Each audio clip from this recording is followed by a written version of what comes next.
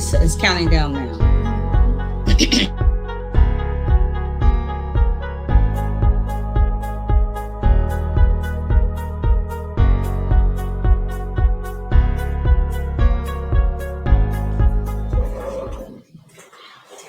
Good afternoon. My name is Charmaine Ward-Milner, and I'm so excited to be here with you today for the National Black MBA Scale-Up Winner's Circle Series. So I have such an affinity for National Black MBA. I am the past president of the Atlanta chapter. I am also serving on the national board for National Black MBA. And I just love the mission and the vision of National Black MBA. And so just excited to have the opportunity to share with you today. I also am a serial entrepreneur. So many of you all know me, know that I've had several different businesses, and I'm always looking for the next business that I want to start. And then finally, I have a day job. So I lead the corporate relations team at Georgia Power, which means I have responsibility across the state for engaging with those diverse customer communities to specifically educate them on energy initiatives, build advocacy around energy issues. And those diverse customer communities that I focus on are African American, Hispanic, Asian, LGBTQ, women, and seniors. So although I do keep really busy, I love the work that I do. I love the fact that Georgia Power gives me a platform and the resources to do the work that we do and to amplify that. And one of our partners is National Black MBA. So with that, I'd like to just tell you a little bit about the Scale-Up Pitch Challenge, which was launched in 2017, and it works to satisfy the mission of the association to help create and support wealth building opportunities for its members. Previous winners have been exposed and had great experience and success with investors due to the exposure and funding provided through this challenge. This challenge is a pitch competition designed to make big ideas even bigger by encouraging its members to create startups that are scalable. National Black MBA provides startups the unique opportunity to connect with early stage investors and venture capitalists who are ready to invest. National Black MBA is hosting its first Scale Up Winners Circle series. This series will showcase past Scale Up winners. You will have the opportunity to hear firsthand from scale-up winners, their journey to entrepreneurship, and gain great insight on how they position themselves and their businesses for success. So today, you are in store for something exciting. I hope you have your pen, your paper, your iPad, but you are ready to take lots of notes because we are speaking with the 2020 Scale-Up Pitch Challenge winner, Kayla Michele of Pedul. Kayla is one of the co-founders of Pedul and serves as the director of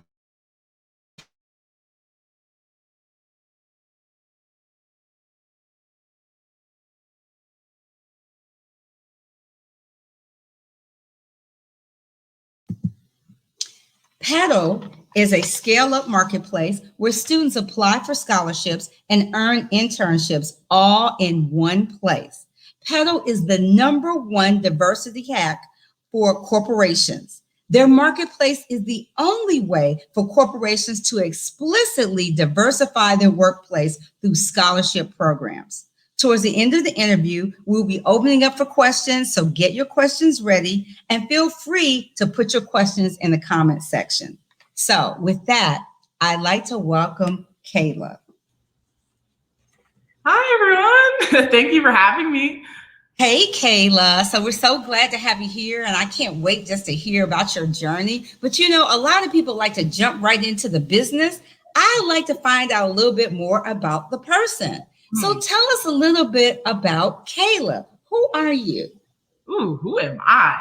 Well, I grew up in Edison, New Jersey, born and raised to become a golf star, believe it or not. My dad put the clubs in my hand when I was 18 months old, and he had a vision for me to be Tigress Woods. I had a little bit different of a vision for myself. By high school, I'd actually joined the National Black MBA Leaders of Tomorrow program, New Jersey chapter, where I was served as chief of staff. And I've been a part of this organization for so long. It truly is a part of who I am and the business person that I've become. But they have been woven into every entrepreneurial journey that I've had, from the magazine I started and sold to Essence Magazine in high school all the way up to Pedal. But who I am at its core, I'm just somebody who's grateful, and I'm blessed to be here. Wow. Thank you. Wow. And I'm still sitting here, the female Tiger Woods. I love it. I mean, that's great, because what I like is that it shows that even though, there was a vision for you, you went towards that vision, but you pivoted and went towards a different vision. So you have range, I love it. I love it. And you realized in your heart what you wanted, which was Pedal. So tell us your version of what is Pedal. I mean, I know I read what they gave me, but what is it really? Absolutely. So the way I like to present Pedal is, most people celebrate opportunities, right? But at Pedal, we only celebrate equal access to them. So Pedal is the #1 diversity hack for corporations. We're a scholarship marketplace where corporations can diversify their workforce through scholarship programs. So what does that mean? So one of our clients, Viacom CBS, they came to us and said, hey, we cannot post a job listing for a Black woman software engineer, right? Because of discriminatory compliance. So that's why they teamed up with us, and we created a scholarship for them for that exact candidate profile. So the scholarship kind of acted as a vehicle to help Viacom CBS explicitly target, attract, and source a diverse pipeline of underrepresented talent at schools across the country. So yeah, I really started this business with my co-founder, Chize Belu, out of our dorm room at Rutgers University back in 2017, largely because we just saw a lot of our friends drop out of school, not for any punitive reasons, but simply because they just couldn't afford to stay. Because of money, right? They were stripped of this opportunity to earn their degree, which inevitably would have equipped them with the opportunity and the potential to change the trajectory of their economic status and their professional status, right? So we realized ultimately that we not only had to focus on the funding piece, right, to make sure that our students could pursue higher education, we had to continue to bridge the gap between campus and career and focus our efforts on making sure that those students had opportunities beyond college. Wow, thank you. Because you know what? Your example really crystallized what Pedal does for me, that example with Viacom. So thank you so much for that. And it's interesting that this started back when you were in college. We hear so many stories about people that have these ideas when they're in college, and maybe they're poo-pooed, or they're like, I'm too young, or I don't have the resources. But that is when I think, visions really are there, and you're doing ideate and brainstorming what it could be and what it might be. And so I love it. So tell us a little bit more about that journey, though. How did you go from Rutgers and that college dorm to actually having a business? Right. I think it's one step at a time, one day at a time, really 1 minute at a time. Really, there are so many times that I thought Pedal would not be where it is today. So many times we thought we were going to give up. And then 6 years later, we are where we are. I think at first, it's just realizing, why are you doing it? Right? Getting really honest with yourself about what that why is. And at Pedal, that why is, I guess we are firm believers that diversity, equity, inclusion, all that comes down to is exposure, right?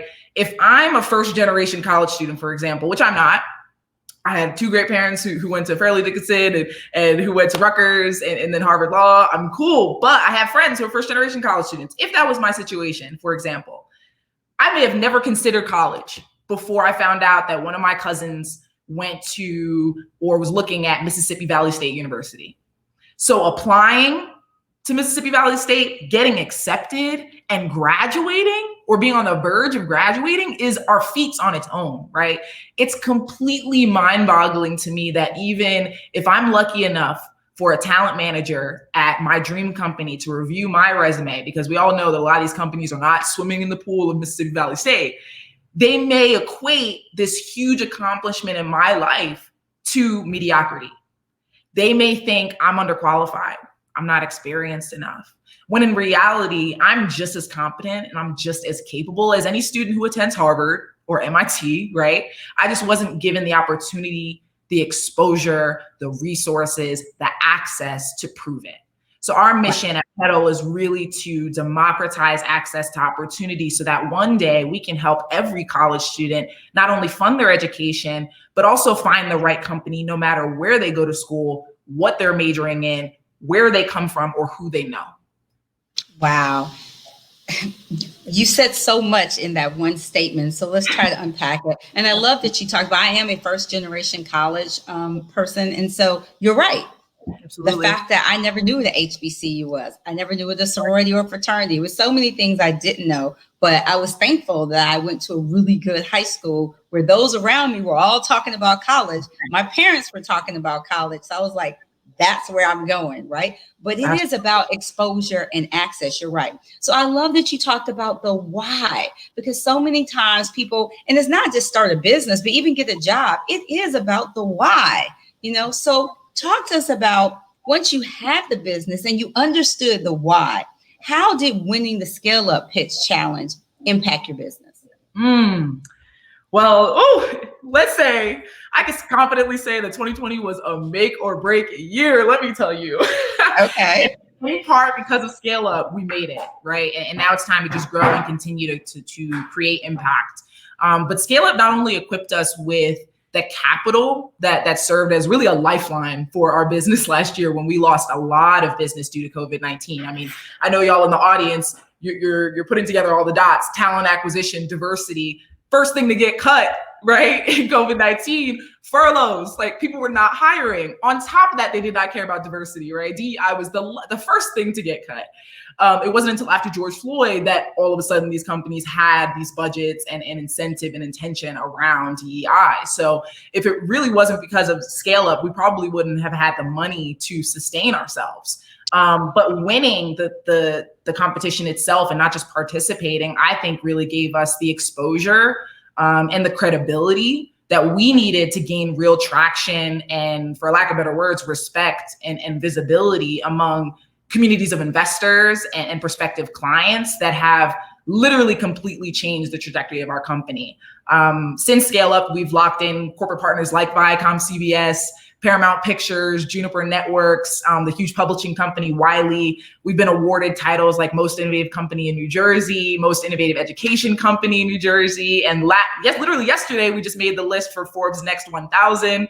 And it's crazy. And keep tuned in on Pedul because we're planning on launching a campaign in partnership with Forbes Media in March. So yeah, if it wasn't for Scale Up, we would not be where we are today. Trust.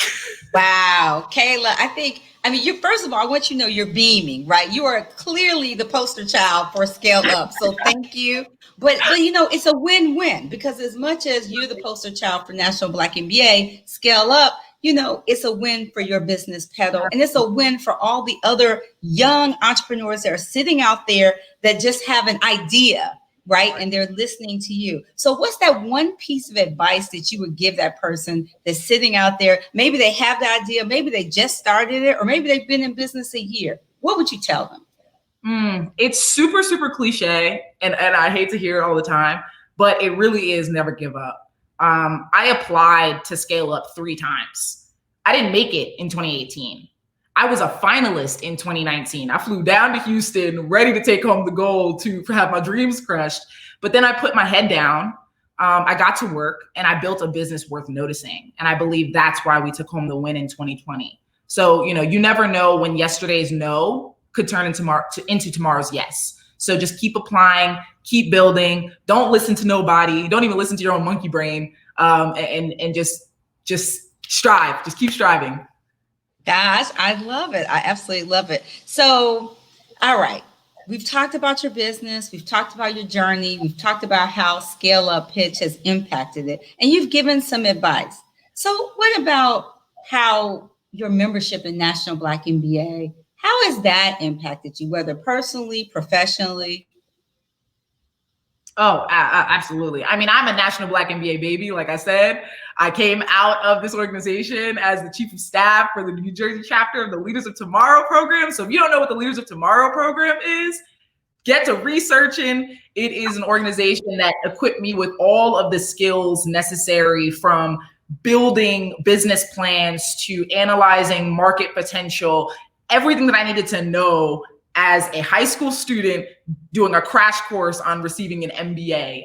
It truly is one of the best programs that I've ever been a part of in my life. And National Black MBA has been woven into my career, into my entrepreneurial journey.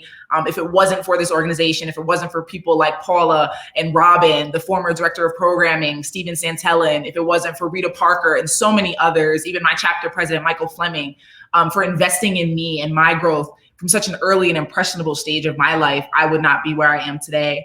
But I did want to give another piece of advice, and I think it's like two pieces of advice for entrepreneurs out there, not just those applying to scale up, right? When I said keep striving, keep applying, more general business advice, your monkey brain, I talked about it before, your monkey brain, that intrusive little rude voice in the back of your mind that tells you every reason why you can't do something.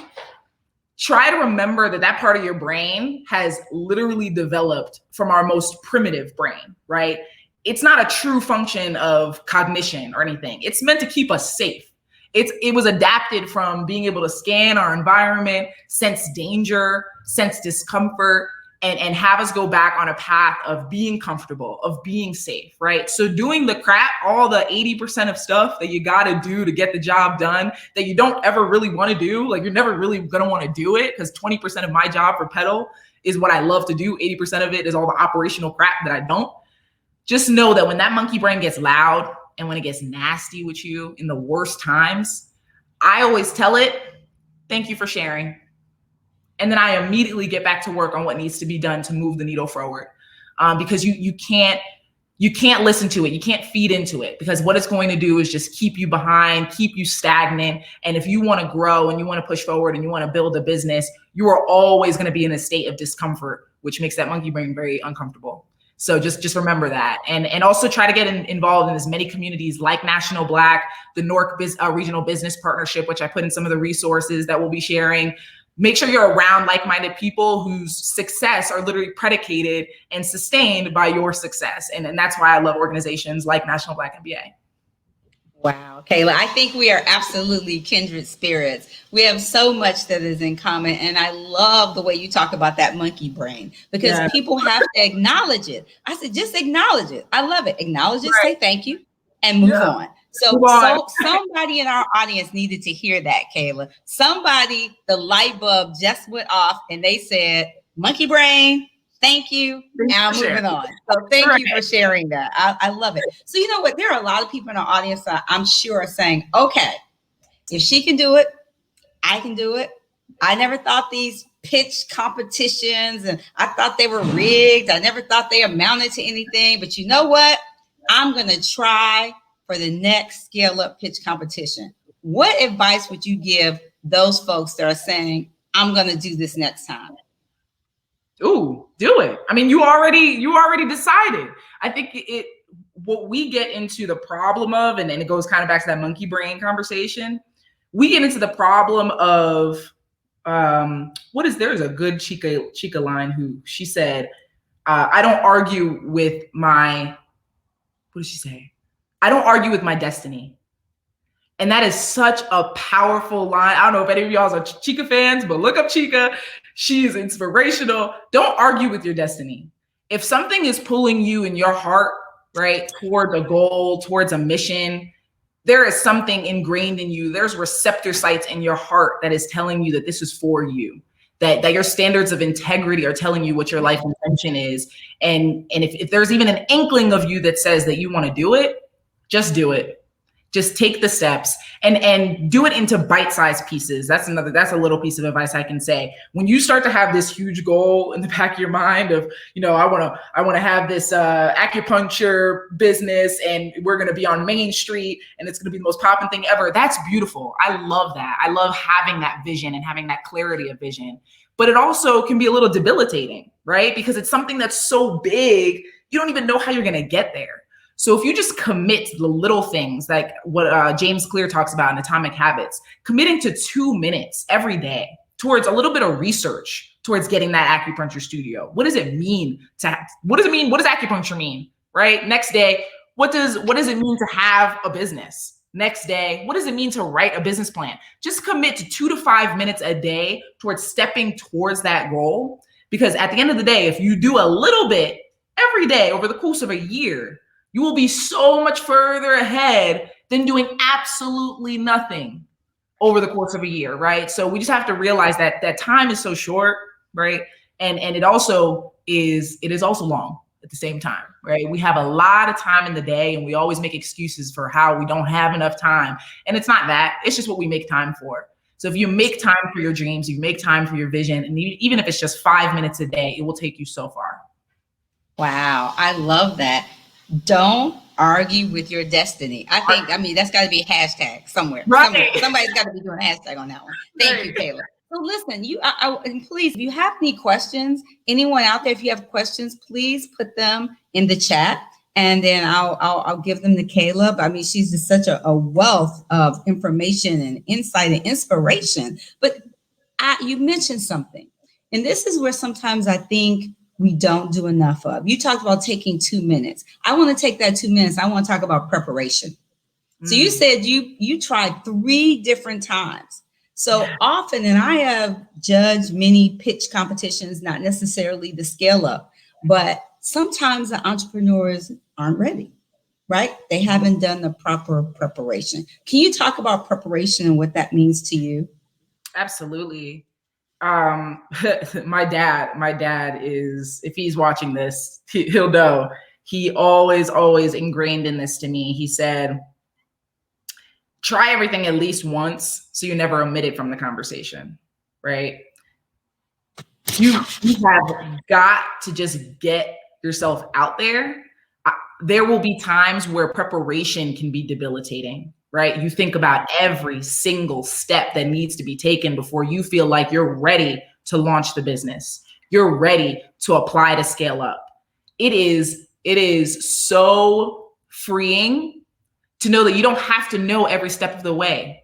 Jeff Bezos, PayPal Mafia, these guys didn't know what they were creating the first time that Jeff decided to put up a little bookstore online called Amazon, right? He didn't know the monster that he was creating. So how I believe in preparation, I truly do believe that preparation can be debilitating. I do believe that there needs to be little steps that need to be taken towards that goal, towards that vision every single day. But to omit yourself out of the conversation, to omit yourself out of the application pool, to omit yourself from certain opportunities because you feel like you're not prepared, you'll never get there, right? So it's making sure that you're intentional with those steps, you're intentional with how you're moving forward. And it's realizing that you could be prepared, but at the end of the day, who's prepared to be president, right? Who's prepared to be CEO of a multi-billion-dollar company? You just got to get out there and do the work. Wow. Okay. That was awesome. Thank you. Because I do think that you have both ends of the spectrum. You have those people that over prepare, right? I mean, it's almost analysis paralysis, right? Right. You have the people that just think I'm gonna wing it. And and neither one of those typically works. Some people get lucky, but typically neither one of them work. It has to be somewhere in the middle. And I like your idea of taking baby steps, right? Just a little bit every day, a little bit every week. So thank you. So here's a question from the audience, from Salam. I hope I said that right. After you didn't win Scale Up the first 2 times, what did you go back and work on? And what did you feel you did differently that made you successful the 3rd time? Salam, that is a fabulous question. That's a great question. What did you go back and work on? I think what I worked on the most over the last 2 years was refining the value to all of our stakeholders. So when we first came in 2018, we were actually a completely different company. We were doing a crowdfunding model. So we were essentially like GoFundMe for college tuition, and we used to allow students to raise money, from their friends and family, and then we would facilitate all of those funds directly to the institution on their behalf to kind of deal with the security issues you get on GoFundMe. Those kids who say they're raising money for college and then they go to Cabo, where you are right now. But it's so funny because there's truth in that, right? There is a conversation that's not being had in the crowdfunding realm, which is that crowdfunding at its core is very elitist. It almost always requires you to do two things. You either go viral, which is very hard to replicate on purpose or intentionally, or you have access to a network with capital, a network with money, right? So we saw even in the data and the insights that we were gathering over the course of the year that a lot of the students were able to raise $10,000, $20,000, $30,000 worth of college tuition on our site. They were all upper middle class. And why is that? Because they had access to that capital. So we had to go back to the drawing board and say, okay, what is the value? Who are the stakeholders that we really want to impact? We started this because our friends, right? Our friends that we used to go to the strolls, we used to go to the AKA dinners. Our friends were dropping out of school, right? So we knew that there was a very specific kind of market we wanted to go after, especially underrepresented, diverse market we wanted to go after. And we also realized that there were other stakeholders on the other side, the providers, the scholarship providers. What was the value to each of those groups? And how could we provide more value to be an even stronger company? And that's how we actually pivoted to doing what we're doing now, which is this scholarship marketplace where students can find and apply to multiple scholarships, but then also find corporations who are looking to diversify their pipeline using these scholarship programs, right? So we figured out who are those two stakeholders that we really want to impact, and we created more value. And I think once we did that, we really blew up. We refined the pitch. And I think that's something that the judges noticed when we finally won. Yeah, no, that, you know what, oftentimes, and I love that you all were willing to go back and refine your target audience. So you use data, right? Actual data and experience to decide, you know what, this is not really the target audience that we thought we wanted to go after, right? And then with that, you refine your value proposition. So a lot of times, again, entrepreneurs kind of dig their heels in. This is the business. This is what I'm doing. It's going to work. It's going to work. It's going to work. I mean, but at some point you have to say, do I need to pivot? Right? You have to look at the data. So I just want to make sure that our audience heard those points come through from you. So there's another question from Derek. We have just a few more minutes. What is the cost for providers or corporations to partner with Pedul? You'll have to find out. Email me. No, I'll put my email in the chat. I don't know if they have this chat. This is not a chat, but my email is Kayla@Pedul, PEDUL.com. You're more than welcome to reach out so that we can talk about that. Obviously, we don't say what our prices are because it is very different depending on what your corporate strategic needs are. A company who's looking to do 10 scholarships and in that way give out more impact to more students is going to be a lot less in terms of our management fee than a company who wants to do one scholarship and get maybe 5 interns for their summer internship program. So it's varied, but it is digestible depending on the size of your company. Obviously, again, larger companies like Viacom, CBS are paying a lot larger fee than a small mid-sized enterprise. So definitely email me. I'm more than happy to look out. And if anybody who is watching today is in talent management, university, campus recruiting, please feel free to reach out. I'm more than happy to have that conversation. So there's one other question from Gary, Kayla, and thank you for that. And hopefully everybody, also on the bottom, you see her website, so you can go to that website and get more information. Gary says, what can I do to help my 20-year-old son? His friends don't believe in college and it's rubbing off. I have an engineering degree and an MBA. Specifically, how can I plug him into National Black MBA at this age?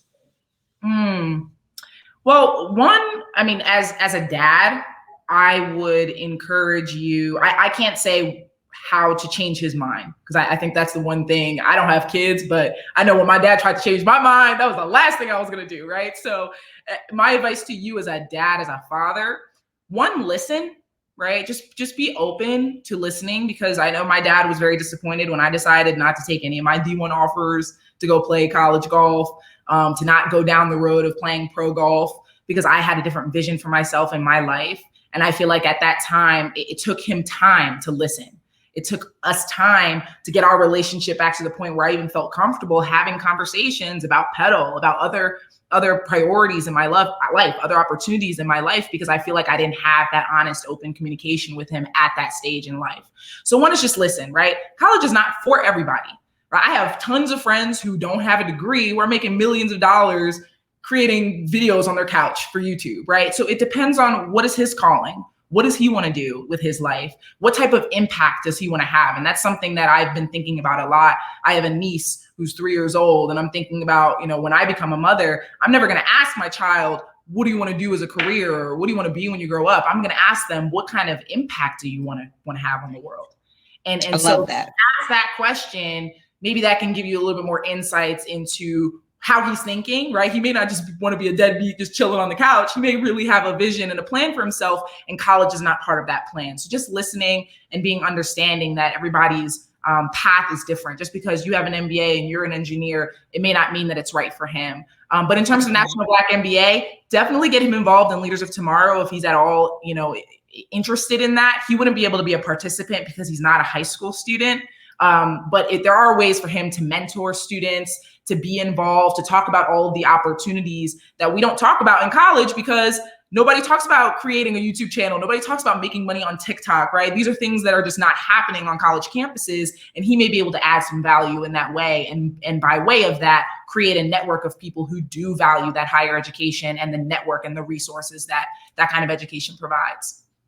And Kayla, thank you. That was such a great answer. He can also just become a member of National Black MBA. Right. So you can absolutely do that. And things are, it's always about timing too. A lot of people are entrepreneurs. They drop out of college and then they go back to college once they realize that they need more of what you get from college to help them move their business forward. So it's all about timing. But I love your answer, which is just listen. Kayla, you are amazing. You have a new fan, and that is me. Thank you for taking the time to share your experience with us. We wish you much success as you continue on your entrepreneurial journey. The next Scale Up Winner's Circle interview will be held on March 17th at 3 p.m., where we will be interviewing our 2018 Scale Up winner, Kwame Bowler, the founder of New.